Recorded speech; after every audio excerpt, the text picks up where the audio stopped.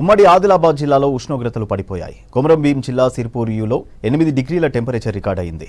గిన్నెదరిలో 8.5, తిర్యానీలో 9.2, కెరమేరిలో 9.6 డిగ్రీల కనిష్ట ఉష్ణోగ్రతలు నమోదయ్యాయి.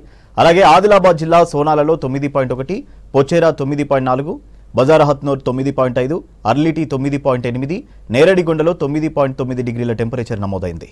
చలికి ప్రజలు వణికిపోతున్నారు.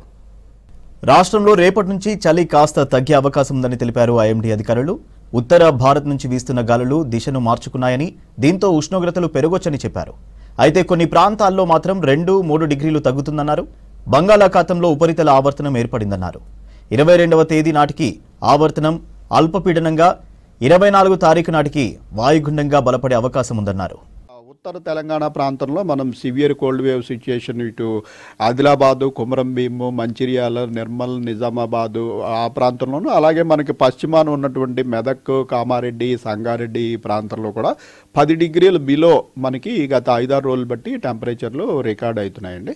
అయితే రేపటి నుంచి మనకి ఇప్పుడు బంగాళాఖాతంలో ఒక అల్పపీడనం ఏర్పడే సూచన ఉంది. దీని ద్వారా మనకి ఏంటంటే ఈ ప్రస్తుతం ఉత్తర భారతదేశం నుంచి వస్తున్న గాలుల యొక్క దిశ మారి మనకి తూర్పు అలాగే ఆగ్నేయ దిశ నుంచి గాలుల దిశ మారే అవకాశం ఉంది రాగల 2 రోజుల్లో. ఈ దిశ మారడం వల్ల మనకి కొంత తేమ గాలులు అనేటివి భూభాగం మీదకి రావడం వల్ల కొంత క్లౌడీనెస్, అట్లాగే మనకి ఉత్తర భారతదేశం నుంచి వచ్చే చలిగాలు కూడా కొంచెం కట్ ఆఫ్ అయ్యే అవకాశం ఉంది.